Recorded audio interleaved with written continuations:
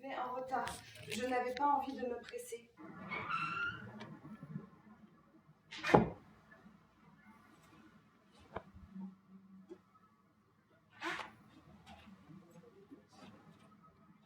Je marche lentement parce que j'essaie des choses avec mon corps. Je parle très vite et je marche lentement, j'essaie de troubler mon corps.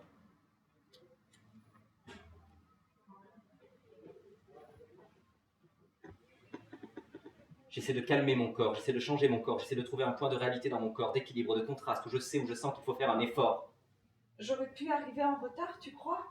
J'aurais compris le film. C'est ce genre de film qu'on comprend même en arrivant en retard. Où tu aurais pu me raconter le début. Qu'il y a performance, parce qu'essayer de garder le contrôle, c'est ça la performance. C'est tâcher de contrôler complètement mon corps ici, maintenant, avec le fait que ici, maintenant, soit autre, soit différent, soit inhabituel, parce que vous regardez. Alors je suis hors habitude, je suis hors limite, je ne fais pas ça d'habitude, être regardé et aller lentement. On aurait pu. Il y a des gens dans la salle, ils font chute. Dis, tu aimes quand il y a... Je vais très vite d'habitude, tout le monde râle quand il faut se presser, tout le monde veut prendre le temps, avoir son temps à soi, mais moi j'aime bien me presser aussi quand c'est pour des choses bien que j'ai envie de faire, je ne suis pas en retard, mais je me presse, c'est mieux que de courir pour rien, je préfère marcher lentement, pour rien plutôt que de me concentrer, détendre mon corps, le concentrant à la fois en le tenant, mon corps par une endurance inverse, une endurance qui me tire, que je ne... Sonne dans la salle? Que tu es seul avec le film? Ou tu préfères quand il y a quelqu'un que tu connais, pour pouvoir en parler après?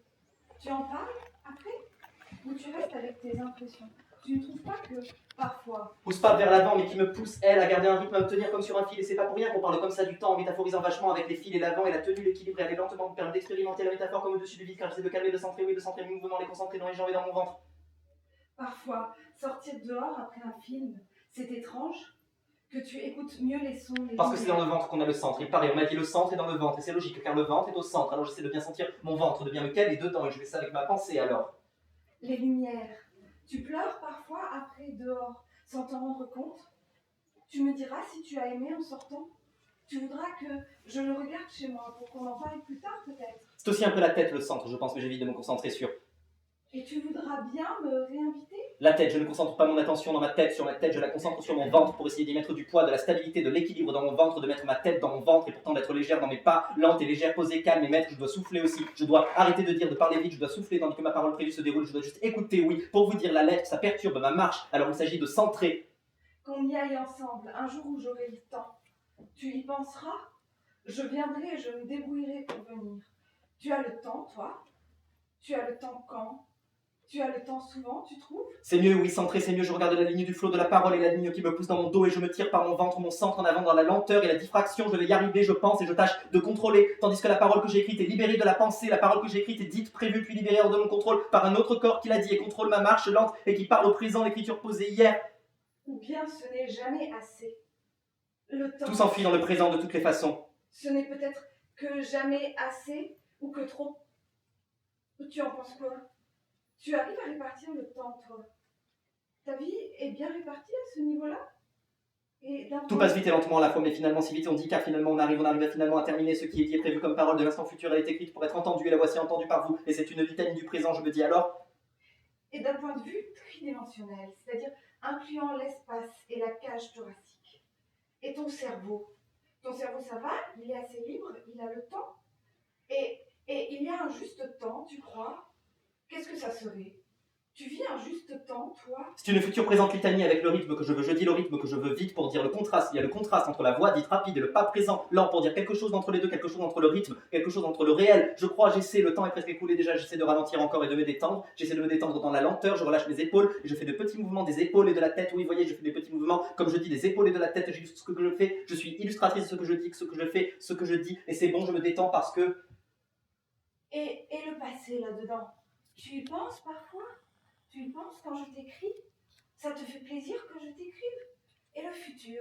Tu y penses toujours? On fait ces mouvements quand on sait qu'on a du temps, on fait des mouvements pour rien, quand on sait que ça va, et en général on le prévoit, on dit là je vais danser, m'étirer, faire du yoga, m'échauffer, m'occuper de moi, on prévoit ça, alors quand on n'a pas prévu et qu'on le fait, on a l'habitude que ce soit prévu, que ce soit détente, alors ça vient, la détente, ça vient un peu naturellement, ça se laisse faire et c'est... Et tu crois qu'on aura le temps dans le futur? Tellement le temps qu'on s'ennuiera? Ou peut-être on ne s'ennuiera plus jamais? Tu t'ennuies parfois? Tu supportes l'ennui comment? Tu fais quoi quand tu t'ennuies? Tu tentes de faire des choses? Bon, est-ce qu'on prend bien le temps? Qu'est-ce que c'est prendre le temps? On prend quel temps? Est-ce qu'on prend bien le temps? Oui, comment on fait? Je marche lentement parce que j'essaie des choses avec mon corps, je parle très vite et je marche lentement. J'essaie de troubler mon corps, j'essaie de calmer mon corps, j'essaie de changer mon corps, j'essaie de trouver un point de réalité dans mon corps, d'équilibre, de contraste, où je sais, où je sens qu'il faut faire un effort, qu'il y a performance, parce que c'est de garder le contrôle, c'est ça la performance, c'est tâcher de contrôler complètement mon corps ici maintenant avec le fait que ici, maintenant, soit autre, soit différent, soit inhabituel, parce que vous regardez, alors je suis hors habitude, je suis hors limite, je ne fais pas ça d'habitude d'être regardé et aller lentement, je vais très vite, d'habitude tout le monde râle, quand il faut se presser, tout le monde veut prendre le temps, avoir son temps à soi, mais moi j'aime bien me presser aussi quand c'est pour des choses bien que j'ai envie de faire, je ne suis pas en retard mais je me presse, c'est mieux que de courir pour rien, je préfère marcher lentement. Tu tricotes? Tu nettoies sous les meubles? Tu brosses le chat? Tu écoutes de la musique? Tu sors le fauteuil de massage peut-être? Tu as un fauteuil de massage? Un shiatsu ou un qui fait rouleau? Tu cuisines? Tu écris? Pour rien plutôt que de courir, pour rien au moins je me pose. Tu écris parfois? Je me centre, Tu écris à des gens? je prends le temps et je l'allonge et je dois être concentré. Pour des gens. Tu leur poses des questions, ils te répondent. Tu te fais les ongles. Et d'étendre mon corps en le concentrant à la fois, en le tenant mon corps par une endurance inverse, une endurance qui me tire, que je ne pousse pas vers l'avant, mais qui me pousse, elle, à garder un rythme, à me tenir comme sur un fil. C'est pas pour rien qu'on parle comme ça du temps en métaphorisant vachement avec les fils, et l'avant et la tenue, l'équilibre, aller lentement me permet d'expérimenter la métaphore comme au-dessus du vide, car j'essaie de calmer le centré, oui, de centrer mes mouvements, les concentrer dans les jambes et mon ventre, parce que c'est dans le ventre qu'on a un centre. Il paraît qu'on a dit le centre est dans le ventre, et c'est logique, car le ventre est au centre. Alors j'essaie de bien sentir mon ventre, de bien me caler dedans, et je fais ça avec la pensée. Des pieds ou des mains? Tu regardes des vidéos nulles ou tu vas au cinéma?